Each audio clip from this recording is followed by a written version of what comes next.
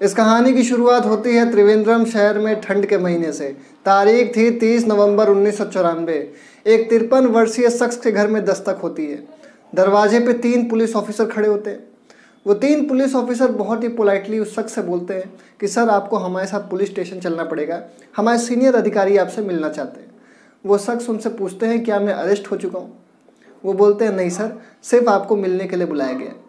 वो शख्स और वो 3 पुलिस ऑफिसर जीप की ओर अग्रसर होते हैं।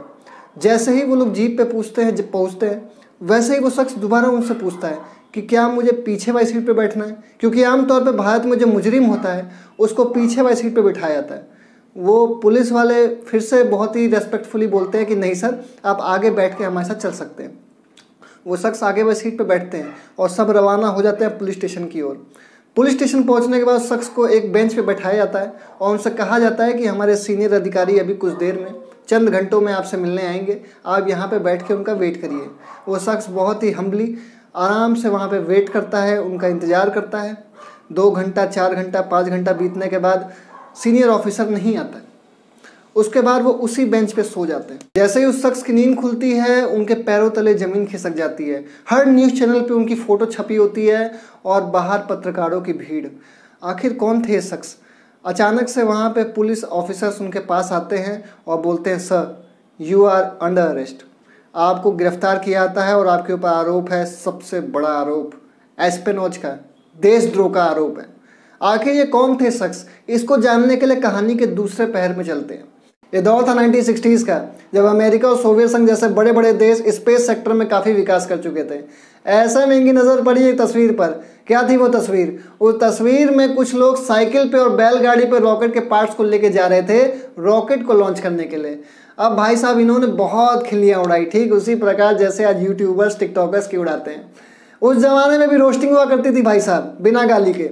बहुत तगड़ी रोस्टिंग की है कि जिस देश के पास खाने का पैसा नहीं है वो चला है रॉकेट को लॉन्च करने और स्पेस सेक्टर में हम लोग को टक्कर देने के लिए। लेकिन उनको पता नहीं था कि जिस बुक को वो उस कवर से जज कर रहे हैं, आने वाले टाइम में वो सबकी वॉट लगाने वाला है। पर बावजूद इसके इन लोगों ने अपने पागलपन को कायम रखा। एक पागलपन कि हमको रॉकेट को लॉन्च करके दिखाना है, और इसके साथ ही साथ इन्होंने अपना पहला रॉकेट चर्च के पास इन्होंने लॉन्च भी कर दिया और दुनिया को दिखा दिया कि हम भी किसी से कम नहीं। आखिर कौन थे ये लोग? ये लोग थे साधारण वेश में असाधारण वैज्ञानिक। ये थे भारत के इसरो के वैज्ञानिक और इन्होंने पहला रॉकेट लॉन्च करके इसरो की स्थापना कर दी, इंडियन स्पेस रिसर्च ऑर्गेनाइजेशन। और जो 2 वैज्ञानिक आपको दिख रहे हैं, ये है विक्रम साराभाई और APJ अब्दुल कलाम, जो कि हमारे 11th प्रेसिडेंट भी बन चुके हैं। अब ये जो इसरो की स्थापना थी, ये मतलब हम लोग के पास इक्विपमेंट्स के अभाव थे, कोई भी प्रॉपर इक्विपमेंट्स नहीं थे, कि प्रॉपर ट्रांसपोर्टेशन फैसिलिटीज़ नहीं थी। पर एक ही चीज़ थी इनके पास विरासत में, वो था इनका जज्बा कि हमको कुछ करके दिखाना है, एक इनका जिद। इसीलिए साइंटिस्ट को हमेशा एरोगेंट साइंटिस्ट कहा जाता है। एरोगेंट का मतलब कोई घमंड नहीं है। कोई भी बड़े आदमी होता ना, उनके अंदर एरोगेंस रहता है। एरोगेंस मतलब एक जिद कि हमको कुछ करके दिखानी है। किसी ने क्या खूब कहा है, हमारे जीवन जीने का तरीका थोड़ा अलग है, हम उम्मीदों पर नहीं अपने जिद पर जिया करते हैं। फिर कहानी में चलते हैं। तो इसरो की स्थापना तो हो चुकी थी, लेकिन उसके सामने खड़ी हो गई कई सारी समस्याएं। वो समस्याएं क्या थी? पहली समस्या ये थी कि रॉकेट को स्पेस तक कैसे लेके जाएंगे, क्योंकि स्पेस में किसी तरह की ऑक्सीजन नहीं होती है और किसी भी ईंधन को जलने के लिए ऑक्सीजन का होना बहुत जरूरी है। तो सबसे बड़ी समस्या ये थी। तो उन्होंने क्या किया, रॉकेट में ऑक्सीडाइजर, ऑक्सीजन का सिलेंडर को फिट कर दिया ताकि ऑक्सीजन वहाँ स्पेस में यूज़ कर सकें। दूसरी सबसे बड़ी समस्या ये थी कि रॉकेट को इतनी लंबी दूरी तक स्पेस में कैसे लेके जाएंगे, क्योंकि अगर हम फ्यूल की टंकी को बढ़ाते हैं, फ्यूल की साइज़ को बढ़ाते हैं, तो वो पूरा जो उसका मास है, जो वजन है, वो पूरा रॉकेट का भारी हो जाएगा। और न्यूटन्स थर्ड लॉ कहता है, due to every action there is equal and opposite reaction.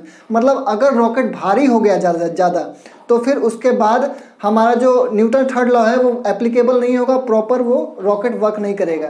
आपने देखा होगा दिवाली में जब आपने रॉकेट जलाए होंगे तो रॉकेट का खुद का जो वजन होता है वो कुछ नहीं होता। वो मतलब उसको एक कागज़ में वो बारूद को रैप करके एक कागज़ की डंडी में फिट कर दिया जाता है, तो खुद उसका रॉकेट का वजन नहीं होता। अभी वहीं उसी को आप किसी हाथी से बांधेगा तो हाथी उड़ेगा ऊपर, हाथी तो बोलेगा हमको गुदगुदी हुई है यहाँ पे, वो जला के छोड़ दिया तो उसको कुछ नहीं होता। तो इसलिए वजन कम से कम रखना था रॉकेट का, और हमको फ्यूल भी ऐसा सेलेक्ट करना था जिससे कि हम लंबी डिस्टेंस तक पहुंचा सकें चीज़ों को। ऐसे में एक साइंटिस्ट की एंट्री होती है जो कि हमारे फिल्म के रियल हीरो हैं। उनका नाम था mister Nambi Narayan. Nambi Narayan sir 1970s में आए और इन्होंने अपने टाइम पीरियड में अपने ग्रेट कलीग्स के साथ काम किया है, विक्रम साराभाई सर, सतीश धवन, एपीजे अब्दुल कलाम, इन सब के साथ इन्होंने मिलकर काम किया और इन्होंने विकास इंजन डेवलट कर दिया। विकास का उन्होंने जो मतलब था वो एकदम सीक्रेट रखा, बहुत सीक्रेट रखा है। कोई भी रशिया या कोई अलग साइंटिस्ट आके बोलते थे what's vikas, what is vikas, तो ये बोलते थे vikas is a Sanskrit word which means development. इसका मतलब डेवलपमेंट होता है, लेकिन इसका असली मतलब अलग था जिसको उन्होंने सबसे सीक्रेट छुपा के रखा। एक्चुअल में ये इनको अपने आइडियल जो है वो विक्रम अम्बालाल साराभाई को मानते थे, इसलिए उनके नाम पे इन्होंने विकास इंजन को रखा था। और ये चीज़ उन्होंने बस अपने एक सीक्रेट कलीग को बता रखी थी। विकास का मतलब VI से विक्रम, A से अम्बालाल और SA से साराभाई। ये उनको अपने आइडियल, अपने गुरु मानते थे, बहुत उनको पसंद करते थे, इसलिए उनके नाम पर उन्होंने विकास इंजन रखा था। विकास इंजन एक लिक्विफाइड फ्यूल बेस्ड टेक्नोलॉजी है जो कि रॉकेट में इस्तेमाल हुआ। मतलब जो चंद्रयान 1 है उसमें भी विकास इंजन का यूज हुआ है। अब इसरो के वैज्ञानिकों के सामने सबसे बड़ा चैलेंज ये था कि विकास इंजन जो है वो तो फिर भी 700 to 800 किलोमीटर ट्रेवल कर सकता है, लेकिन हमको पहुंचाना है अपने सैटेलाइट को सीधा जियो सिंक्रोनस ऑर्बिट तक, जिसकी दूरी है करीब 35,786 किलोमीटर। इतनी दूरी तक हम कैसे पहुंचाएंगे? अगर फ्यूल की जो वजन है उसको बढ़ाते हैं तो रॉकेट भारी हो जाएगा, तो वो चीज़ भी दिक्कत है। मतलब हमको लिमिटेड फ्यूल में ही हमको यहाँ से लेकर वहाँ तक उस जियो सिंक्रोनस ऑर्बिट तक पहुँचाना पड़ेगा। तो ऐसे कौन सी टेक्नोलॉजी यूज़ किया जाए? तो वहाँ पे 1990 का दशक आ चुका था इस चीज़ को डेवलप करने के लिए। अब 1990 के दशक में अमेरिका, रूस और फ्रांस, ये जो महाशक्तियाँ हैं, इन्होंने क्रायोजेनिक टेक्नोलॉजी डेवलप कर ली थी, जो कि यहाँ से स्पेस तक वो बहुत आसानी से पहुँचा सकती थी। क्रायोजेनिक टेक्नोलॉजी क्या है? देख, क्रायोजेनिक एक ऐसा ब्रांच ऑफ साइंस है जो कि डील करता है मटेरियल के बिहेवियर में एट अ लो टेम्परेचर। मतलब अगर उस मटेरियल को हम लो टेम्परेचर पे कर दिया जाए तो उसका जो मटेरियल है उसका बिहेवियर है वो बहुत कम हो जाता है। जैसे हमारा जो फ्यूल है, फ्यूल में सबसे हल्का कौन सा होता है? हाइड्रोजन होता है, क्योंकि उसका मॉलिक्यूलर मास होता है 2।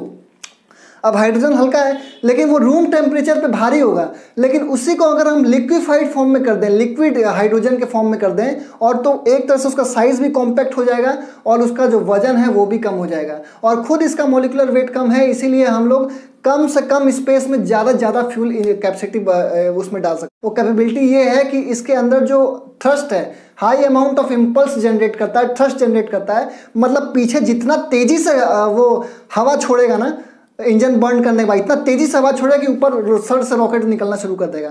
तो मतलब कम मास में और बहुत तेजी से थ्रस्ट पैदा करता है। मतलब इसका जो एनर्जी का लेवल होता है वो 10 to 15 टाइम ज़्यादा होता है एक नॉर्मल फ्यूल से। तो इतना तेज टेक्नोलॉजी ये विकसित हो चुका है। तो ये जो टेक्नोलॉजी थी, अमेरिका 950 करोड़, रशिया आपका मात्र 235 करोड़ रुपए में बेचने को तैयार था, फ्रांस वगैरह भी 650 करोड़ वगैरह के आसपास एस्टिमेट लिए थे। मैं एकदम एग्जैक्ट नहीं बता रहा, कुछ अप्रॉक्स बता रहा हूँ। भारत को ये बात पता थी कि अगर स्पेस मिशन का सपना पूरा करना है तो क्रायोजेनिक टेक्नोलॉजी का होना बहुत जरूरी है, इसलिए उसने 1992 में रशिया के साथ एक डील साइन की। वो डील क्या थी? उन्होंने टेक्नोलॉजी ट्रांसफर की डील साइन की कि रशिया को ऑलरेडी बना चुका था क्रायोजेनिक टेक्नोलॉजी, तो रशिया भारत को सिखाता कि भाई क्रायोजेनिक टेक्नोलॉजी कैसे बनाते हैं और कैसे ये काम करती है। तो ये चीज़ें बहुत साइन हो गई थी। अब यहाँ पे शुरू हो गया मेजर पॉलिटिक्स। मेजर पॉलिटिक्स कैसे? अमेरिका और ये जो बड़ी बड़ी ताकतें थी, फ्रांस, ये लोग नहीं चाहती थी कि रशिया इसको अपनी टेक्नोलॉजी ट्रांसफर करे। क्यों? क्योंकि अगर भारत क्रायोजेनिक टेक्नोलॉजी बना लेता है तो आने वाले टाइम पे वो स्पेस मार्केट में ट्रिलियंस का व्यापार कर सकता है। ऐसे क्योंकि वो 100-125 करोड़ रुपए में ही वो बना के पूरे वर्ल्ड में बेचना शुरू कर देगा। अब इसलिए इनके मन में एक हो गया खटास कि भाई साहब हम 950 करोड़ में बेच रहे हैं, फ्रांस 550 करोड़ में बेच रहा है, तो अगर इंडिया अगर 125 करोड़ में, तो सब इसी से खरीदेंगे जी, हमसे थोड़ी ना कोई खरीदेगा। 1992 में पहले उन्होंने रशिया को धमकाया कि अगर आपने भारत को टेक्नोलॉजी ट्रांसफर की क्रायोजेनिक टेक्नोलॉजी, तो हम आपको सीक्रेट 5 लिस्ट से ब्लैक लिस्ट कर देंगे पूरी तरह से। तो इतना ज़्यादा प्रेशर बनाया गया। अपना पुतिनवा होता उस समय पे तो ठोकता बढ़िया से, लेकिन उस समय कंडीशन कुछ और थी। उस समय व्लादिमीर पुतिन नहीं थे रशिया के प्रेसिडेंट, तो इसलिए वहाँ पे जो रशिया है वो उनके दबाव में आके उन्होंने क्रायोजेनिक टेक्नोलॉजी भारत को देने से मना कर दिया। अब भारत भी बहुत चालाक, वो रशिया से बोला ठीक है आप टेक्नोलॉजी ट्रांसफर मत करिए, एक काम करिए, आप 4 बने बनाए रॉकेट क्रायोजेनिक टेक्नोलॉजी वाले, वो हमको बेच दीजिए। आप जब बेचेंगे हमको तो हम अपने आप पे खोल के देख लेंगे कि उसमें है क्या। भैया हम साइकिल के पाइप से कट्टा बना लेते हैं तो यही तो बना ही लेंगे। तो भाई साहब ये जो चीज़ें थी ना वो सब हम खोल करके देखने को तैयार थे। ये इस पर रशिया मान गया, अब रशिया मान गया, ये सबका मुंह चोखा हो गया है बाहरी देशों का। इसीलिए उन्होंने ऑटोबायोग्राफी में भी कहा है नंबी नारायण सर ने कि इसमें बाहरी ताकतों का हाथ था। लेकिन कोई अगर यूट्यूब पर ऐसा बोल रहा है कि CIA का हाथ था या इसमें उनको फंसाने में ये था, तो किसी भी उन्होंने अपने इंटरव्यू में भी कहा है कि कोई उन्होंने CIA या किसी भी एजेंसी का नाम नहीं लिया। उन्होंने कहा था कि बाहरी ताकतों का हाथ हो सकता है। ठीक है, तो ये आप बहुत ही ध्यान से इस चीज़ को समझिएगा। अब ये पूरी कहानी थी। अब ये रशिया के साथ टेक्नोलॉजी मतलब जो उनसे रॉकेट का एग्रीमेंट साइन हो गया था, तो हम लोगों ने अपना स्वदेशी क्रायोजेनिक इंजन बनाने का सपना 1999 तक टारगेट कर लिया था कि 1999 तक हम स्वदेशी क्रायोजेनिक इंजन डेवलप कर लेंगे। अब इंडिया और रशिया के इस डील से सारे सुपर पावर से कान खड़े हो गए। वो जानते थे ही दादा अब तो भारत रॉकेट उड़ा लेगा, तो उन्होंने बनाया एक प्लान। वो जानते थे कि इसरो जो है वो सिर्फ और सिर्फ अपने एक्स्ट्रा ऑर्डिनरी साइंटिस्ट के लिए आ जाता है। अगर इनको इक्विपमेंट नहीं दिया जाए, इनको टेक्नोलॉजी नहीं दिया जाए, तो भी ये लोग इतने जुगाड़ू हैं कि कुछ ना कुछ करके ये बना लेंगे। इनको रोकना हर हाल में नामुमकिन है, क्योंकि बहुत ही मुश्किल है उनको रोकना जिनको ठोकरों ने चलना सिखाया हो। हमारे इसरो के वैज्ञानिक से क्या कंपेयर करिएगा आप लोग के पास तो जब इक्विपमेंट होता तब आप करते हैं, हमारे पास जब इक्विपमेंट नहीं होता, साधन नहीं होता, सिर्फ और सिर्फ अपने जज्बे के दम पे हम अपने मिशन को पूरा करते हैं, टारगेट करते हैं। और जो हम करते हैं वो पूरी दुनिया में काबिल तारीफ होती है। पूरी दुनिया में हमने पहले मंगलयान क्यों गए पता है क्यों? क्योंकि मंगलयान पे हम इसलिए गए क्योंकि हम अपनी दही को सिर्फ मीठी करने के बाद सोचते रहे, और आप सिर्फ और सिर्फ अपना पूरा टाइम दूसरों की दही को खट्टा करने में लगाते रहे, इसलिए आप लोग उतना विकास नहीं कर पाए। आप ये नासा भी आज स्पेस एक्स जैसी प्राइवेट कंपनी से पार्टनरशिपिंग कर रही है कि जाओ भाई हमारा स्पेस में हमारा रॉकेट लॉन्च करवा के दिखाओ।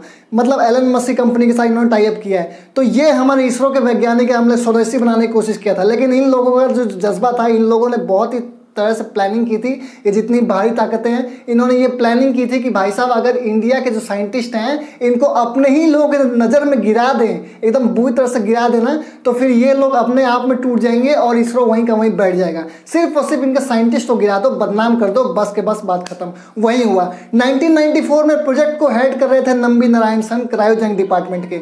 अभी उनके ऊपर अचानक से, जो मैंने आपको कहानी के पहले पैर में बताया था कि उनके खिलाफ अरेस्ट होता है, एक शख्स होता है, उसको अरेस्ट कर लिया था, देशद्रोह का आरोप लगता है। वो शख्स थे नंबी नारायण सन, और इन्हीं के ऊपर ये आरोप लगता है कि आपके ऊपर देशद्रोह का आरोप लगाया गया है, क्योंकि एक मरियम रशीदा नाम की मालदीवियन इंटरनेशनल थी जो कि पकड़ाई थी, जिनके पास कई सारे डॉक्यूमेंट्स मिले थे कि इसरो के जो ड्राइंग्स थे वो उनके पास मिले थे। तो ये मालूम पड़ा था कि उन्होंने पाकिस्तान को ये सेल कर रहे हैं। तो मरियम रशीदा ने इनका नाम लिया था कि जो इसरो के साइंटिस्ट नंबी नारायण हैं इनका इसमें हाथ है, क्योंकि ये भी इन्होंने इस पाकिस्तान को जितने भी इसरो की ड्राइंग्स हैं, इसरो की जो सीक्रेट डॉक्यूमेंट्स हैं जिस पे इसरो रिसर्च कर रहा है, वो पाकिस्तान को शेयर किया है। अरे जिस बंदे ने नासा की नौकरी तक ठुकरा दी अपने देश के लिए, अपने वतन के लिए, एक स्पेस रिसर्च में, वो क्या पाकिस्तान के पास तो पैसा ही नहीं है, वो कटवा लेके वैसे घूमा सब जगह मांगता पैसा, वो क्या इनसे पाकिस्तान को क्या ड्राइंग बेचेगा है? मतलब इतना महान आदमी। और सबसे बढ़िया जो बुराई मुझे लगी कि वो तो हमारे इंडियन लोग थे। हम लोगों ने पहले ही मान लिया, को सज़ा मिली, नाम मिली, सुप्रीम कोर्ट ने जो बोला हम लोग ने पहले ही मान लिया, हाँ ये देशद्रोही है और ये जो भी है। और उनके जो फैमिली साथ जो कितना बुरा उनका कांड हुआ, 1994 में उनको अरेस्ट कर लिया गया। उनकी फैमिली को मंदिर में नहीं जाने दिया जाता था, उनको ऑटो रिक्शा से बीच रास्ते में उतार दिया जाता था, और तो और इतना बुरा कंडीशन था। मतलब उनके बच्चों को बोला था कि तुम तो देशद्रोही के बेटे हो। मतलब उनको इतना मेंटली हरास किया गया। 1994 में जब इनको अरेस्ट किया गया 50 दिन तक बेजोड़ टॉर्चर किया गया, और तो और इनको कहा गया कि आप ऐसा करिए अपने सीनियर जो साइंटिस्ट है उनके ऊपर ट्रांसफर कर दीजिए कि इनका हाथ था, क्योंकि इनका तो और बढ़िया है भाई साहब। अगर सीनियर साइंटिस्ट का नाम ले लेते तो सीनियर साइंटिस्ट भी जाते हैं जेल में, और पूरा का पूरा इसरो वहीं का वहीं तबाह हुआ था, भारत स्पेस में वहीं का वहीं जीरो हो जाता है। लेकिन इन्होंने कहा कि मैं किसी साइंटिस्ट का नाम नहीं लूँगा, मैं अपने लड़ूंगा। एक टाइम ऐसा था जब इन्होंने सुसाइड कमिट करने का फैसला कर लिया था, पर इनको इनकी फैमिली सपोर्ट किया कि तुमको लड़ना पड़ेगा, if you are innocent you have to fight. मतलब इतना ज़्यादा इनको एनकरेज किया, उन्होंने कहा कि मैं लड़ाई लड़ूंगा। 1996 में सीबीआई केस हो, चूँकि भाई अब ये देश नेशनल सिक्योरिटी का मामला था तो सीबीआई केस हुई। 1996 में क्लीन चिट मिल गई इनको कि भाई इनके पास ना प्रॉपर्टी मिली है, ना इनको किसी तरह का डॉक्यूमेंट मिला है, ना इनको किसी भी तरह का वहाँ से कनेक्शन इनका बताया जा रहा है। एक ऐसे ही किसी ने आतंकवादी संगठन ने ऐसे बोल दिया। आप मुझे बताइए कमेंट करें, कल को आपको कोई आतंकवादी संगठन आपका नाम ले लेता है कि आपका इसमें हाथ था, तो आप कैसा बिहेवियर आपका रहना चाहिए आपके आसपास के मोहल्ले का, आपके रिश्तेदारों का, आपका सपोर्ट का, जब तक कि आपका आरोप सिद्ध ना हो जाए। कैसा आरोप रहेगा, वही वाली बात इनके साथ थी। अब इनको 96 में क्लीन चिट तो मिल गई, इनके साथ इतना मेंटल टॉर्चर हुआ, इनके फैमिली साथ मेंटल टॉर्चर हुआ, और फाइनली 1998 में सुप्रीम कोर्ट ने भी इनको बाइज्जत बरी कर दिया कि भाई ये आप एकदम निर्दोष हैं, इनको पूरा बसम्मान इनको रिहा किया जाए। तो इतना मतलब ये था। अब इन्होंने एक लंबी लड़ाई लड़ी, इनको फाइनली 2018 में कंपनसेशन भी दिया गया 50 लाख का। फाइनली जो केरला की जो गवर्नमेंट थी वो 1.3 करोड़ रुपीज़ इनको कंपनसेट करने के लिए मतलब एग्री हो गई है, और साथ ही साथ इनको 2019 में पद्म भूषण अवार्ड से भी सम्मानित किया गया, क्योंकि ये हमारे साइंटिस्ट है, हमारा गर्व है। आज अगर अगर इसरो अगर जिंदा है, हमारे साइंटिस्ट अगर जिंदा है, हमारा जो स्पेस जिंदा है, वो सिर्फ और सिर्फ हमारे एक्स्ट्रा ऑर्डिनरी साइंटिस्ट की वजह से। क्यों ना मिले अवार्ड इनको, और बड़े जो थर्ड सिविलियन अवार्ड होता है ये पद्म भूषण अवार्ड होता है, इनको सबसे ज़्यादा हाईएस्ट सिविलियन माना जाता है साइंटिस्ट को। और बहुत ही दुर्भाग्यपूर्ण कहा जाएगा कि मतलब इनके साथ ऐसा हुआ। 1994 जब ये अरेस्ट हुए, ये इसरो का प्रोजेक्ट वहीं का वहीं ठप हो गया, और उसके बाद ये टेक्नोलॉजी का जो 99 में हम लोग वर्ल्ड मार्केट में एक राइजिंग स्टार बन के उभर सकते थे स्पेस सेक्टर में, वो वहीं के वहीं ठप हो गया। और फाइनली 2014 में जाके हमने पहला क्रायोजेनिक इंजन को लॉन्च किया। मतलब ये इतना लंबा डिफरेंस, 15 साल का डिफरेंस है। ये हमारे साइंटिस्ट को तो उनका कैरियर तबाह कर ही दिया, लेकिन इसरो को भी 15 साल पीछे ले गया। तो एक तरह से ये बहुत ही दुर्भाग्य है। इसके ऊपर अभी ये मूवी बन रही है, रॉकेटरी मूवी। एक तरह से रॉकेटरी मूवी का जो एक्चुअल कहानी है वो मैंने आपको डिस्क्राइब किया है इसमें। और मैंने भी एक साल से कोई मूवी नहीं देखी है, एक भी मूवी नहीं देखी, कोई वेब सीरीज़ नहीं देखी, क्योंकि मेरा मानना है कि जब आप एजुकेशन को एंटरटेनमेंट बना लेते हैं तो आपको किसी भी एंटरटेनमेंट की ज़रूरत नहीं पड़ती है। तो फाइनली जब रॉकेटरी जब भी रिलीज़ होगी, मैं फाइनली अपनी पूरी फैमिली के साथ जाऊंगा देखने। और नंबी नारायण सर को एक बहुत ही बड़ा ट्रिब्यूट है ये वीडियो। और मैं कहना चाहूँगा कि हमारे देश को ऐसे साइंटिस्ट पे गर्व है और हमेशा रहेगा। तो दोस्तों आज के लिए इतना ही। नमस्कार, वंदे मातरम, जय हिंद।